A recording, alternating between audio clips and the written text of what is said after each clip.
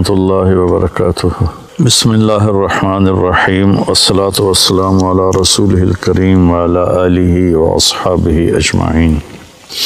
اصل ناکام وہ لوگ ہیں جو قیامت کے دن ناکام ہو جائیں گے، جن پر اللہ تعالیٰ ناراض ہو جائے گا۔ اس کی ناراضگی سے کیسے بچنا ہے اور اس کی فرما برداری والے راستے پر کیسے چلنا ہے، قرآن اس کو بتاتا ہے۔ بیچ میں ایک دشمن کھڑا ہے، شیطان، جو ہمیں اللہ کے راستے سے ہٹاتا ہے اور غلط راہوں پہ لے کر چلتا ہے، شارٹ کٹ زندگی کے بتاتا ہے، اور زندگی میں شارٹ کٹ کوئی نہیں ہے۔ تو اللہ تعالیٰ نے سورہ یوسف میں اس کو بہت خوبصورت انداز میں بیان کیا ہے کہ کچھ بھائی ہیں جو غلط راستے پر چلتے گئے اور ہر موڑ پر ان کی اسکیم کامیاب ہوتی ہے، اور یوسف علیہ السلام صحیح راستے پر چلتے گئے، ہر موڑ پر ان کی تکلیف بڑھتی چلی گئی۔ آخر نتیجہ جو انہوں نے خود نکال کے دیا وہ پورے قرآن کا خلاصہ ہے، میں پھر بتاتا ہوں۔ تو قصہ تو مشہور و معروف ہے کہ یعقوب علیہ السلام کی محبت یوسف علیہ السلام سے زیادہ تھی، اور بھائیوں کو حسد ہو گیا، تو ان کو جا کر ان باپ کو چکر دیا کہ ہم اس کو شکار پہ لے جاتے ہیں، اور آپس میں مشورہ، پہلے تو انہوں نے کہا قتل ہی کر دو، اقتلوا یوسف، مار دو۔ پھر یہودا نے کہا، جس کے نام پر یہودی کہلاتے ہیں، سب سے بڑا بھائی تھا یہودا، لیکن یہ مارو نہیں، اطرحوہ فی غیابۃ الجب، کہ او اطرحوہ ارضا یخل لکم وجہ ابیکم وتکونوا من بعدہ قوما صالحین، کہ ایسا کرو کہیں دور دراز پھینک دو، اور پھر تمہارا باپ ہوگا، تم ہوگے، تو تم اپنے باپ کے زیادہ محبوب بن جاؤ گے۔ تو ان کو لے کر گئے اور جا کر واجمعوا ان یلقوہ فی غیابۃ الجب، جب اس کنویں کو کہتے ہیں جس کا پانی خشک ہو چکا ہو، جس میں پانی ہو اس کو بیر کہتے ہیں، اور جس کا پانی خشک ہو گیا ہو، اور یہ فلسطین پہاڑی علاقہ تھا تو اس میں کنویں خشک ہو جاتے تھے، تو انہوں نے اس میں پھینکا ان کو۔ تو اللہ تعالیٰ کا غیبی نظام چلا، پھر وہ قافلہ آیا، انہوں اٹھا کے لے گیا، گورنر مصر کے دربار میں پہنچے، پھر وہاں بڑے ہوئے تو جیسے اللہ نے ساری دنیا کے آج 7 ارب لوگ ہیں، پیچھے پتہ نہیں کتنے خرب چلے گئے، آگے کتنے آئیں گے، ان سب کو حسن میں پوری انسانیت کو 1/2 تقسیم کیا، اور یوسف علیہ السلام اکیلے کو 1/2 دیا۔ تو ان کا کیا حسن ہوگا۔ وہ جب گورنر بنے تھے تو پھر وہ وزیر خزانہ سے منہ چھپا کے رکھتے تھے کہ کوئی فتنے میں نہ پڑ جائے، اور عورتوں میں اللہ تعالیٰ نے حضرت حوا کو سب سے زیادہ حسین بنایا، ان کے بارے میں بس اتنا تھا، سب سے زیادہ حسین بنایا، لیکن یوسف علیہ السلام کے بارے میں اعطی شطر الحسن، کہ آدھا حسن سارا دے دیا۔ تو زلیخا کا امتحان آیا، بہت بڑے گناہ کی دعوت، وراودته التي هو في بيتها عن نفسه وغلقت الابواب وقالت هيت لك، اتنا لمبا جملہ اس منظر کے خوفناک امتحان کو بتا رہا، میں سے چھوٹا جملہ بھی ہو سکتا۔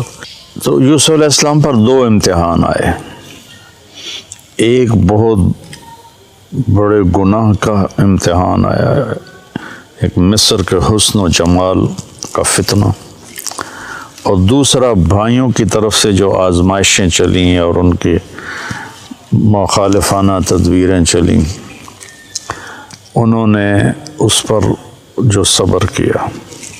تو جب وہ بھائی ملے نا جب اللہ تعالیٰ نے یوسف علیہ السلام کو گورنر بنا دیا، وزیر خزانہ بنا دیا، تو بھائی آئے، وجاء اخوۃ یوسف فدخلوا علیہ فعرفہم وہم لہ منکرون، کہ بھائی یوسف علیہ السلام نے تو پہچان لیا میرے بھائی آ گئے، چونکہ یوسف علیہ السلام اس طرح بیٹھتے تھے، یہ پورا نقاب اوڑھتے تھے، صرف آنکھیں نظر آتی تھی، پھر چھوٹے سی عمر میں ان کو انہوں نے بیچا تھا، اور وہ 30-40 سال کے جوان آدمی تھے، تو ان کا خیال بھی نہیں ادھر گیا، تو انہوں نے پہچانا بھی نہیں، یوسف علیہ السلام نے پہچان لیا، تو کہنے لگے تمہارا دوسرا بھائی ہے کوئی؟ کا جی ہے، کہا اس کو لے کے آنا ورنہ کچھ نہیں دوں گا۔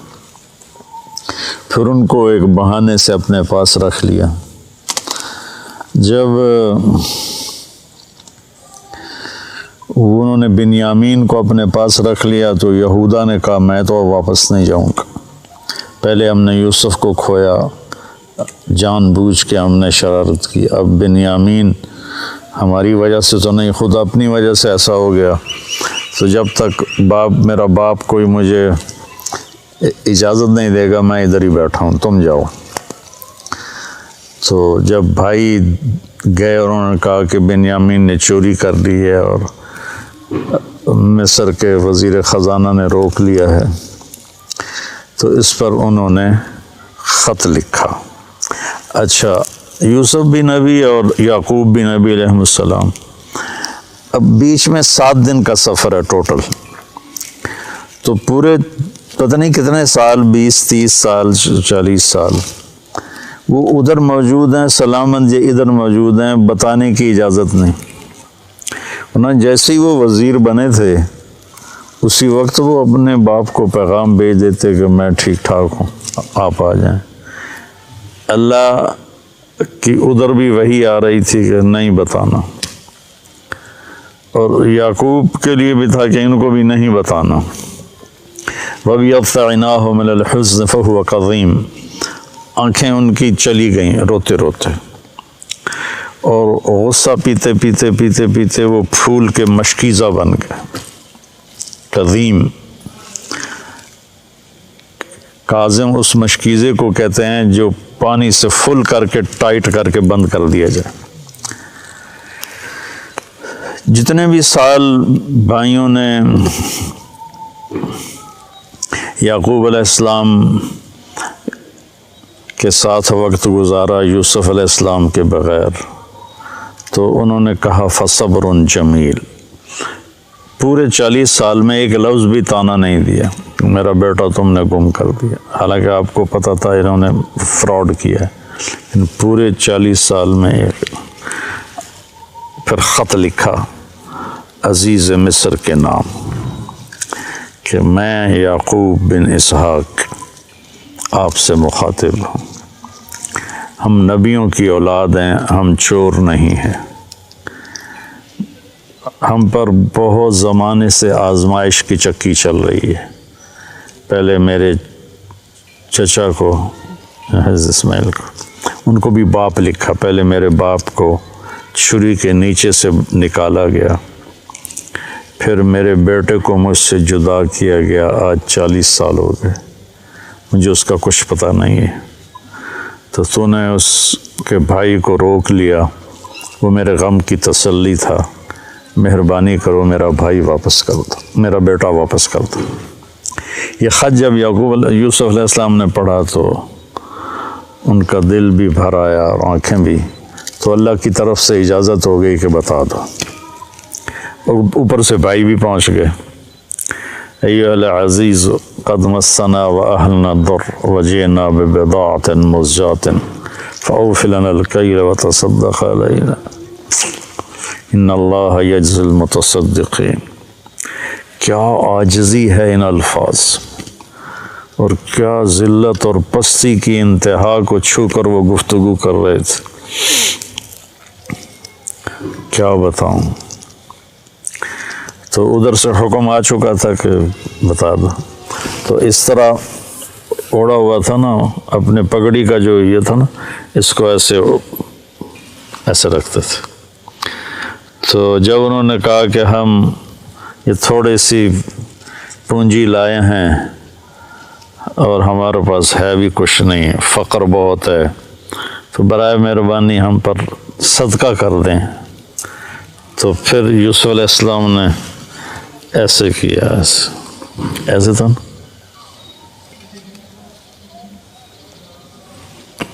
هل علمتم ما فعلتم بيوسف وأخيه إذ أنتم جاهلون۔ سبحان اللہ، کیا نبی کے اخلاق ہیں۔ کیا تمہیں کچھ خبر ہے جو تم سے بے خبری میں یوسف کے ساتھ کچھ تھوڑا بہت ہو گیا تھا، تھوڑا بہت، قید کاٹی 9 سال، زنا کی تہمت لگی، منڈی میں بیچے گئے، کتنی لمبی چوڑی گھاٹیوں سے گزر کر، اور ان کو اس کا سبب کون تھے بھائی؟ ان کو کہہ رہے ہیں وہ حل وہاں بولا جاتا ہے جہاں مجھے، اس کو اردو میں کہتے ہیں آپ کو پتہ چلا، سعید بھائی آپ کو پتہ چلا، تو آپ کو پتہ چلا کا مطلب یہ ہوتا ہے کہ اس کو معلوم نہیں اور میں بتا رہا ہوں۔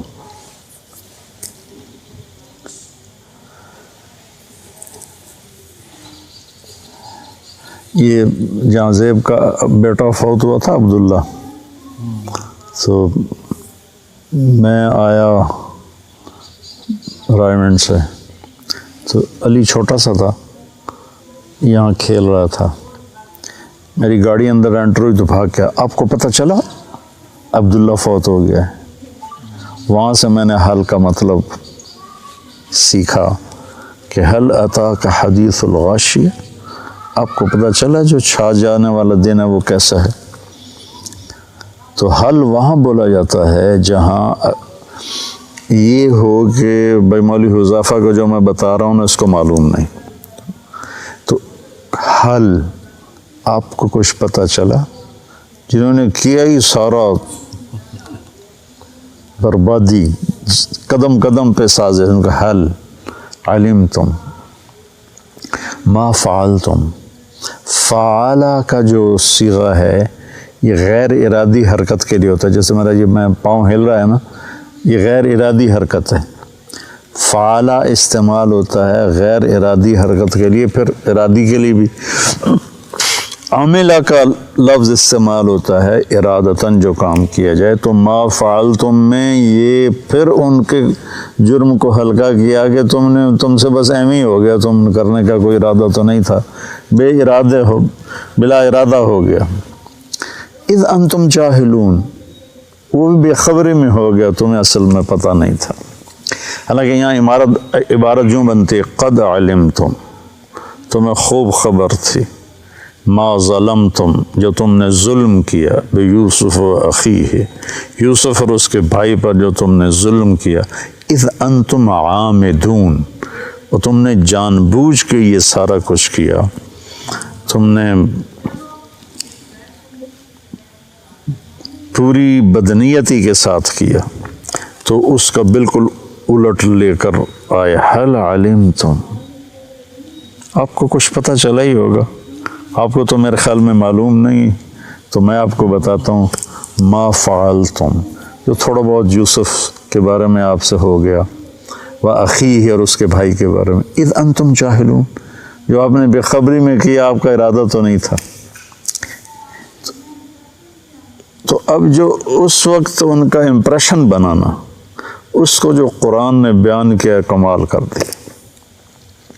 وہ تو پہلے انہوں نے غور سے دیکھا، پھر ایک دم ان کے اندر خوف پیدا ہوا کہ یہ یوسف ہے، پھر شک پیدا ہوا کہ نہیں یوسف کہاں ہے، یہ تو مصر کا وزیر خزانہ بیٹھا ہوا ہے۔ تو شک اور خوف اور امید، یہ 2-3 کیفیتیں ان کے اندر بن گئیں جو متضاد قسم کی تھی۔ ان کو جو قرآن ادا کرتا ہے، اس کے جو الفاظ ہیں، ایک تو ان تحقیق کے لیے ہوتا ہے، ان کا یہ شک کے لیے ہوتا ہے، انت یوسف خوف ہے کہ لا بھائی ہوں آیا ساڑھو تے سوٹا یہ تو یوسف ہے. تو میں اس ایکسپریشن کو اپنے انداز میں جو سمجھو میں اس کو بیان کیا کرتا ہوں. اِنَّكَ لَأَنْتَ یوسف،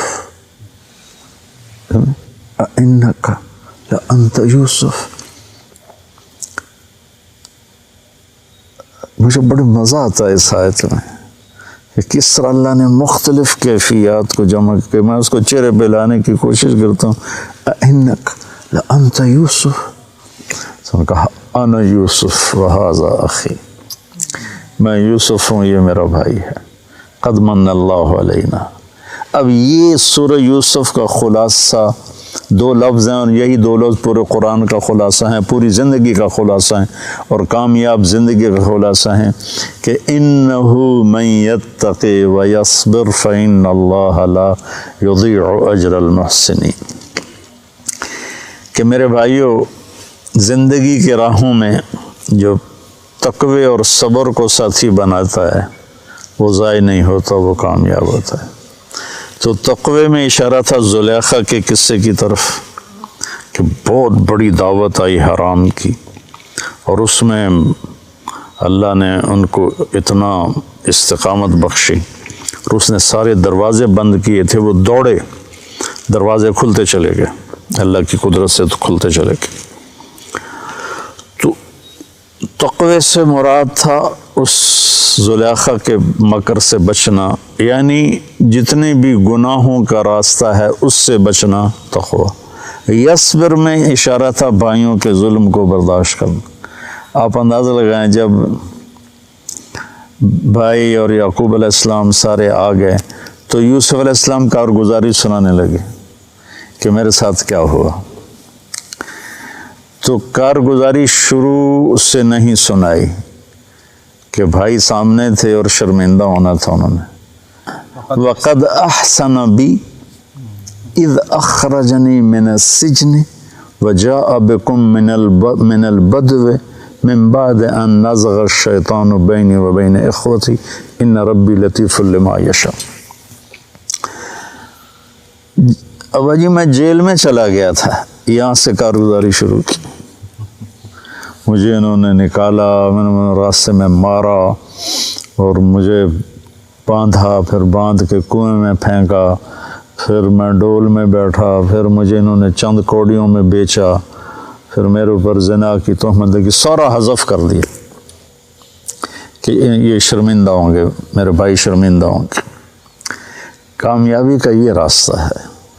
ہم لوگ مال بناؤ، سیاست کرو، ہیرا پھیری کرو، حرام راستوں سے پیسے بناؤ اور اپنی واہ بناؤ کہ میرا گھر ایسا ہو، میرا ڈرائنگ روم، میرا بیڈ روم. ایک کمپنی کی دوا امریکہ کینیڈا میں 1 سال میں $13 کھرب کی فروخت ہوئی.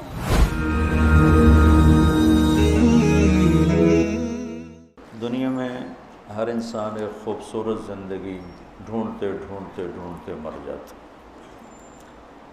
آئیڈیل لائف، آئیڈیل ہوم، یہ ہر انسان کے اندر کا سکیچ ہے، اور اس کے اندر کی سب سے بڑی پکار ہے کہ میں ایک اچھی زندگی گزاروں. آج کے علم کی بہت بڑی خطا ہوئی ہے کہ آج کے علم نے یا آج کے انسان نے اچھی زندگی کو صرف پیسے کے ساتھ جوڑ دیا ہے کہ پیسہ ہوگا تو زندگی بہت اچھی گزرے گی. تو روز مرہ کے تجربات میں ثابت کیا کہ پیسہ بھی ہو تو زندگی، لائف کوالٹی اچھی نہیں ہوتی، بلکہ اتنی خراب ہوتی ہے جتنی غریب کی ہوتی ہے. وہ ضرورتیں پوری نہ ہونے پر پریشان ہوتا ہے، مالدار کہ اس سے بھی زیادہ بکھیڑے ہوتے ہیں، وہ ان سے اور زیادہ پریشان ہوتا ہے. تو جس اللہ نے زندگی بنائی اس کی طرف رجوع نہیں ہے کہ یا اللہ تو دس بھائی کیویں زندگی خوبصورت بن دی ہے. تو اللہ نے یہ کتاب جو اتاری ہے یہ اس خوبصورت زندگی کا پتہ بتاتی.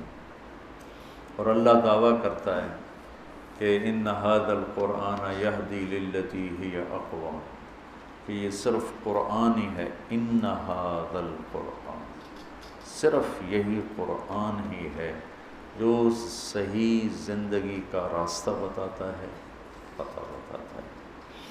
قرآن کا علم زندگی کو کہ حسن و جمال کو پیسے سے نہیں جوڑتا، بلکہ انسانی اخلاق کے ساتھ جوڑتا ہے اور انسانی کردار کے ساتھ جوڑتا ہے۔ یہ بہت بڑا فرق ہے۔ آج میٹیریل کی دنیا ہے، ساری دنیا اس کے پیچھے بھاگ رہی کہ میرا گھر ایسا ہو، میرا ڈرائنگ روم، میرا بیڈ روم، میری گاڑی، میری بیوی، بیوی کہتی میرا شوہر، میرے تعلقات، یہ سب ایسے ہوں گے تو پھر میری زندگی بڑی سیٹ آؤٹ، بڑی خوبصورت ہوگی۔ جب وہ سب کچھ ہو جاتا ہے تو پھر خلا نظر آتا ہے کہ یہ کیا ہوا۔ تو قرآن یعنی میرا اللہ، یعنی میرا نبی، یہ سب مل کر زندگی کے جمال کو، حسن کو، خوبصورتی کو ذات کے ساتھ جوڑتے ہیں کہ اسے ٹھیک کر، اس کو بہتر انسان بنا، تیری زندگی خوبصورت ہو جائے گی۔ چھوٹے گھر میں رہے یا بڑے گھر میں رہے، تھوڑی کمائی ہے یا زیادہ کمائی ہے، اگر تیری زندگی میں تیرے اخلاق اچھے ہیں، تیرا کردار اچھا ہے، تو اللہ تیری زندگی میں رنگ بھر دے گا۔ کیونکہ انہو اضحک و ابکا، کہ خوشی لانے والا بھی اللہ ہے اور غم لانے والا بھی اللہ ہے۔ اوپر سے خوشی کا تار ہلا دے تو سولی پہ مسکراتے ہوئے لوگ چڑھ روتے، کس خوشی سے حسین اپنی اولاد سمیت نیزوں پہ چڑھ گئے، کس طرح مسکراتے ہوئے موت کو گلے لگائے۔ اب الموت تخوفنی، جنگ سے پہلے آپ کا مشہور مقولہ ہے شمر کو، اب الموت تخوفنی، جانور مجھے تو موت سے ڈراتا ہے، مجھے موت سے ڈراتا ہے۔ تو جب زندگی خوبصورت ہوتی ہے تو موت بھی خوبصورت لگتی ہے، وہ بھی خوبصورت ہوتی ہے۔ جب زندگی تھکی ہوتی ہے تو مرنا بھی عذاب نظر آتا ہے۔ تو یہ اللہ کی کتاب ہے جو یہ دعویٰ کرتی ہے، یعنی یہ میرے اللہ کا دعویٰ ہے، یہ میرے نبی کا دعویٰ ہے کہ یہ دو گتوں میں یہ جو کلام لکھا ہوا ہے، اس پہ اپنے آپ کو لے آؤ، تمہاری زندگی حسین ہو جائے گی، خوبصورت ہو جائے گی۔ اور ایک آیت، من عامل صالحا من ذکر او انثی فلنحیینہ حیاتا طیبا۔ جو میں کہہ رہا تھا اس کو میں نے قرآن سے بتایا کہ میرا اللہ کا خوشی لاتا ہے اللہ اور غم بھی لاتا ہے اللہ۔ خوشی بھی ایک کیفیت ہے اور غم بھی ایک کیفیت ہے، اور کیفیتوں پر اللہ کا قبضہ ہے۔ تو دل میں غم ڈالتا ہے۔ دنیا کی سب سے زیادہ سکون کی دوائیں امریکہ میں بک رہی ہیں، جو سب سے زیادہ ترقی یافتہ ملک ہے، وہاں کی دنیا ہم سے زیادہ بے سکون دنیا ہے۔ 98 میں امریکہ میں 4 مہینے لگائے تھے، تو ادھر ایک گاؤں آتا ہے دھنولا، وہاں کے ایک ڈاکٹر یوسف تھے، ڈیٹرائے میں ایک ہیڈ آف دا ڈپارٹمنٹ تھے ایک ہاسپٹل کے۔ انہوں نے مجھ سے فرمایا کہ اس سال ایک کمپنی، کئی کمپنیاں دوا بناتی ہیں سکون کی، سکون آور، ایک کمپنی کی دوا امریکہ کینیڈا میں ایک سال میں $13 کھرب کی فروخت ہوئی، اور ایسی اور کئی کمپنیاں وہ دوا بناتی۔ تو اللہ کہہ رہا ہے جو اپنے آپ کو بنائے گا، من عمل صالحا، جو اچھا عمل کرے گا، من ذکر انثی، عورت یا مرد، فلنحیینہ حیاتا طیبہ، ہم ان کو ایک عالی شان زندگی دیں گے، یہ اللہ کا وعدہ ہے۔ اور پھر وَلَنَجْزِيَنَّهُمْ أَجْرَهُمْ بِأَحْسَنِ مَا كَانُوا يَعْمَلُونَ، پھر موت کے بعد ہمارے پاس آئیں